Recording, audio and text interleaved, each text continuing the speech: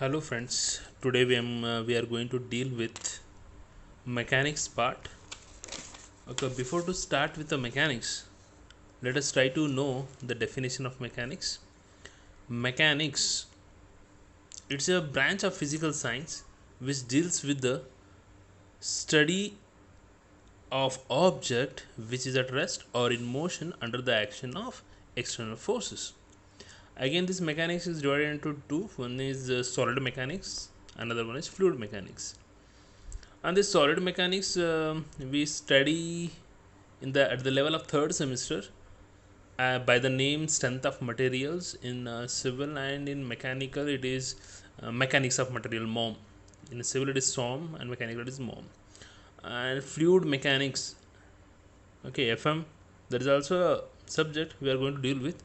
But at the first year level in our engineering mechanics, we only focus on the body which is at rest, not in motion, right? Now, before to move on, we have to understand the basic idealization in mechanics. What exactly basic idealization stands for? Now, the basic idealization means the mathematical description of a real engineering problem can become very complex. Thus, idealization are nothing but models and are done with certain assumptions are used in a mathematics in order to simplify the application of the theory. So, what we do certain assumptions, make the model, and convert the theoretical part into a numerical, and we try to solve it. Okay, in the whenever, because this is very important in the during the year 2000 2021, last year January, during January, this has been asked for 6 marks. Okay, what is define or a basic idealization in mechanics? So in which you have to write this definition along with this four parameter, that is particle, rigid body, and continuum, and point force. Okay, this is very important. So we'll go one by one. A particle, it is defined as an object which has mass but no dimension.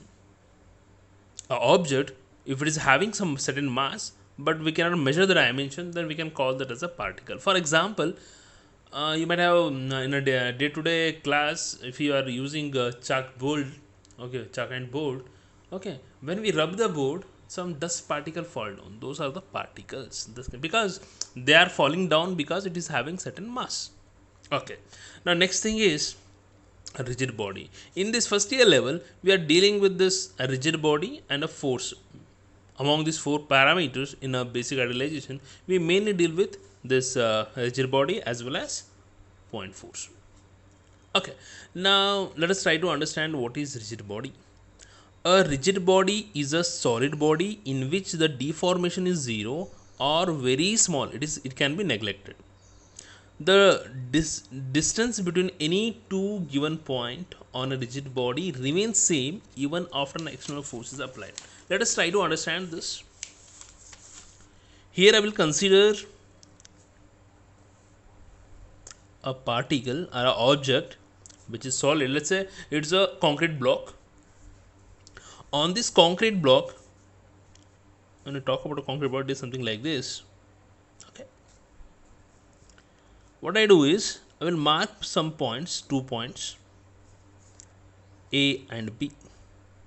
On this concrete block, I have marked these 2 points, A and B, and let's say the distance. I have measured the distance between A and B is, let's say, 2 millimeter. Okay, or let's say 12 millimeter, whatever you can. 2 is very small, so I have taken 12 millimeter. I have now what I do is I will apply some force on this object. I will apply some force. I will let you know what is force later. Just now, let us try to understand. What I do is I will apply some force. Whenever I apply force, this arrow mark indicates the force is acting downward, and I have to, whenever I talk about a force is a vector quantity. So I have shown the direction along with some magnitude. Let's say 50 Newton. Because in mechanics we deal with IS units, so force has to be represented in terms of Newton or kilonewton. So I have applied a force of 50 Newton on this block. If it is a rigid body, even after the application of this 50 Newton, the body, the surface should not deform. If it is not deforming, so there will be no change even after the application of this 50 Newton. There will be no change in the distance between A and B. If it is so, then only I can call that object as a rigid body. Is it clear? Okay. Now coming back, here example is, you can say stone or iron piece,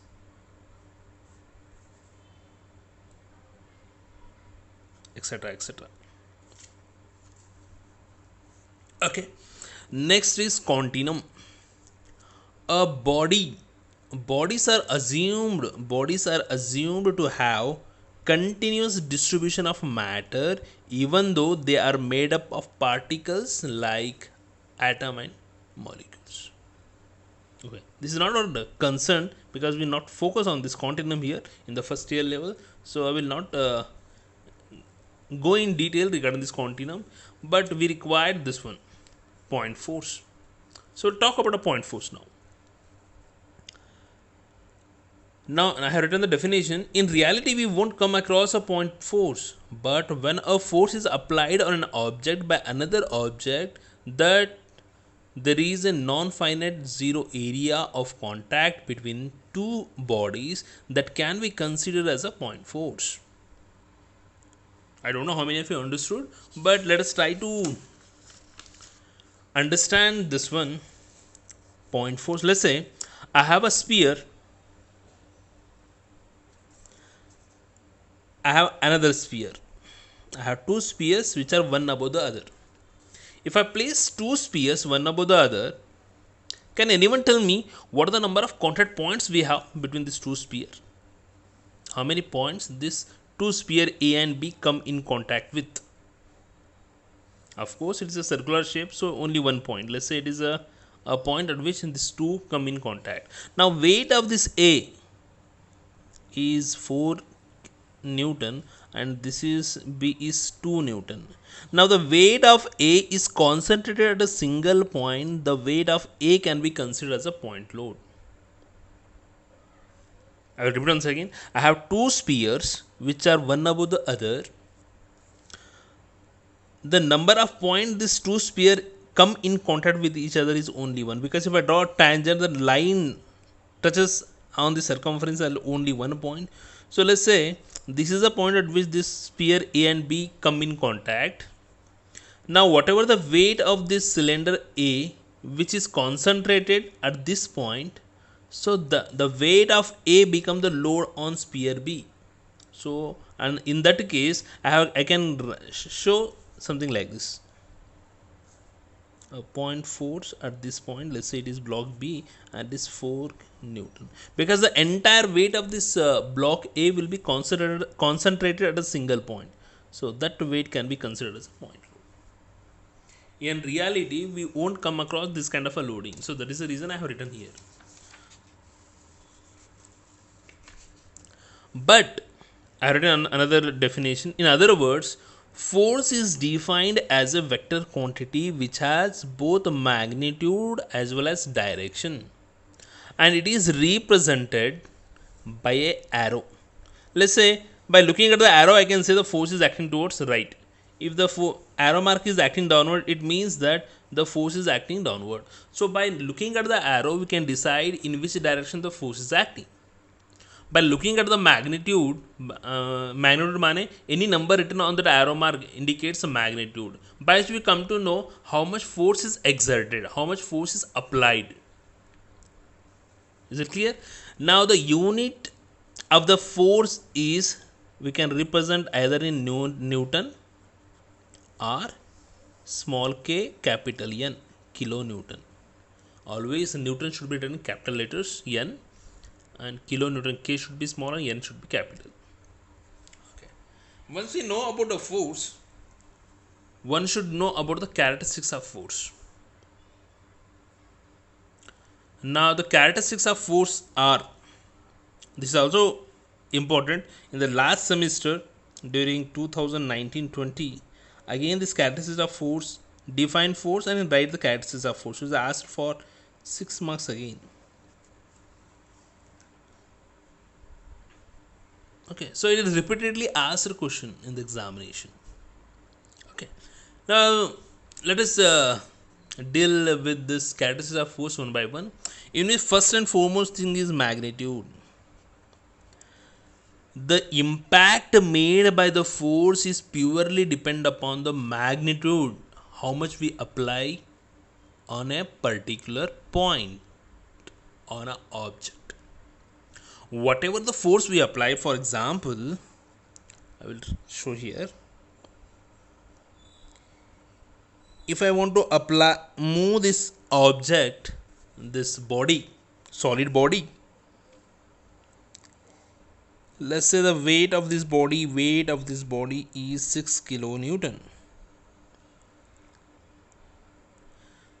Now when the weight of the body is 6 kilonewton, can anyone tell me what is the force required to move this object from this place to displacement of this object from this place, let's say to another point, let's say it is A, and I wanted to move this object to A dash.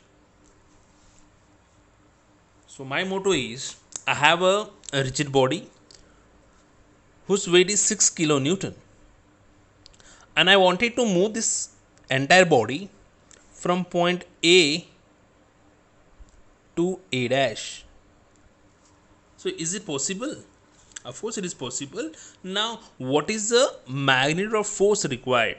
Of course, when I wanted to move this object towards right, I need to apply the force towards right. Force has to apply towards right, of course. Now we are talking about magnitude. So what should be the magnitude? It should be more than 6, or it should be less than 6, or it should be exactly 6. If it is less than 6, it is not possible to, let's say it is a force capital F, it is not possible to move this object towards it when it is less than 6. When it is equal to 6, there is no guarantee again, because when the force applied and the object having the same magnitude, then there is a, okay, if the surface is flat, so we cannot guarantee whether the object will move or not. If the object, so if the surface is inclined, let's say it is somewhat inclined, like this, if it is somewhat inclined, if I am applying 6, of course it may move. But if the surface is horizontal, if I want to move from point A to A dash, so it should be greater than 6. F should be greater than 6. Is it clear? So magnitude plays a very important role in the moment of the object. Second thing is direction. Now my motto is to move this object towards right. If I apply the force from in an opposite direction, whether my motto is achieved. I have an object, and this is a point A, and this point is A dash. I wanted to move this object from A to A dash, but I'm applying force in opposite direction. This is also wrong. We have to apply the force in which we require the moment. In the same direction we have to apply the force. The direction in which we wanted to move the object, the same direction we have to apply the force. So again, direction also plays a very important role for the movement of the object from one place to another place. Right? Okay. Now coming to line of action. Suppose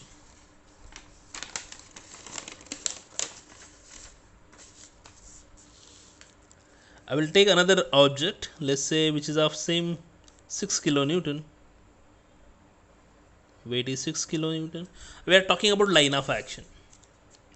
Let's say I applied a force which is 6.5 kilonewton, okay, which has moved this object from A to A dash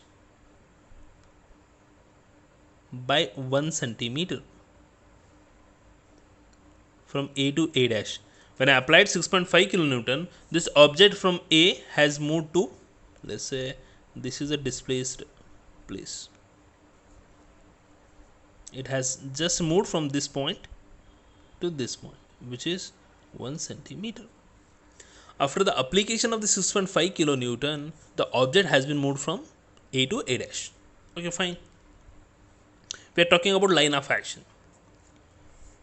What I do is, in the next step,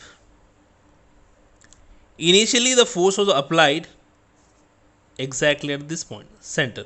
Let's say it is a neutral axis which divides the object into two equal half. Okay.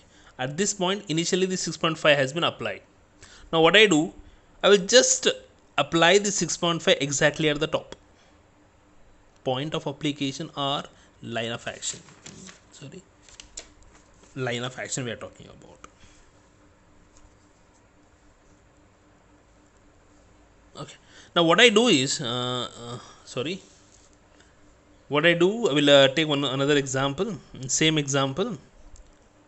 Now line of action mane, if I replace this force along the line of action anywhere, let's say initially it was at this point, what I do is, this is the neutral axis, I will replace this 6.5, initially it was here, now what I will do, I will apply in opposite phase, along the line of action, along the same line, I am applying the force along the same line, 6.5.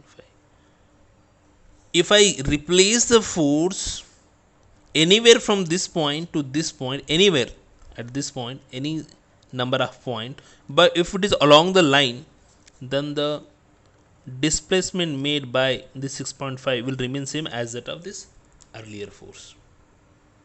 Is it clear? Now we are talking about point of application. Point of application. Initially the force was here. Now what I done, I have replaced this force at the top. Again I wanted to achieve means I wanted to move this object from A to A dash. Is it possible whether this object will move if when I apply this 6.5? Initially it was at middle, now it is at the top. We are talking about point of application. The point of application was at the middle, now it has been changed at this point. Whether the object will move, there is no guarantee. When I apply the force on the top, it will slide. For example, just I want to show you. I have this block. Okay, it is like block. Okay. Now when I apply at the center, this block will move horizontally. When I move at the top, it will topple. It will गिर जाएगा नीचे. When I move the object, I am applying the same force 6.5. When I apply at the middle, it will move. When I apply at the top, it will topple rather than moving. So it means we cannot guarantee it. The object will move towards right if I apply 6.5. The force required will be something more if I want to move it from A to B. Even though it will topple, but the force required will be more. Even though to lift the object also, the force required will be more. To topple also, the force required will be more. That is point of application. Next is angle of inclination. It is angle of inclination. That is also plays a very important role. If I want to move the object,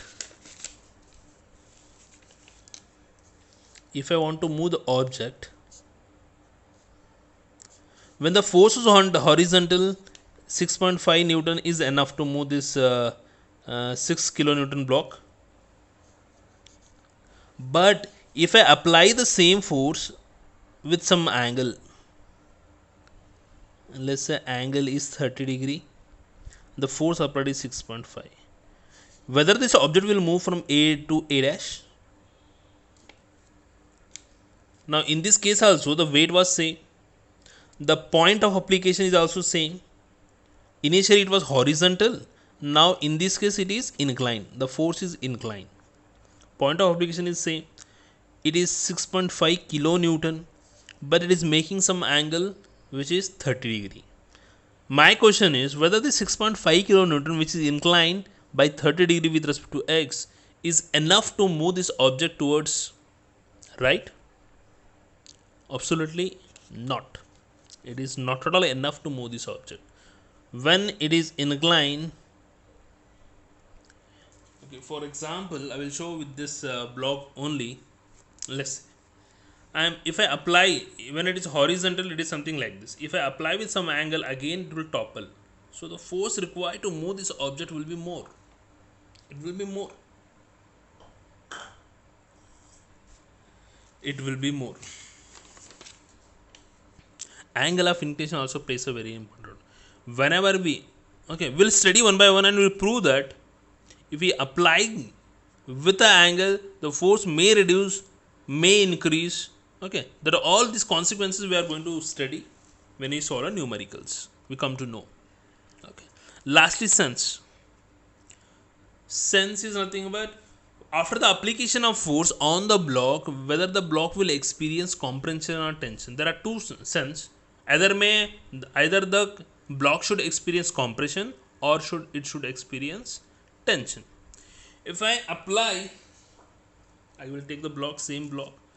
I have a block. If I apply the force from both the ends, if I apply the force, then the block will experience compression. The block will be under compression. If I try to pull it towards each other, दोनों तरफ खींचे रखता हूँ, then it will be something like this. I will take this one. When I apply the force from both the sides, something like this, so length will decrease.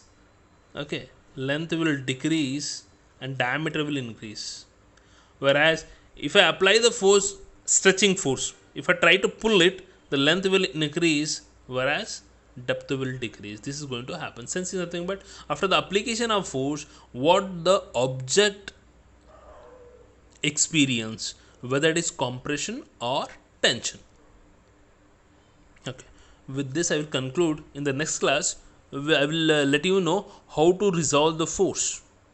Please, this is very important. If you are studying engineering, please make this one, because this is much more important with the exam point of view. This has been asked twice in the examination.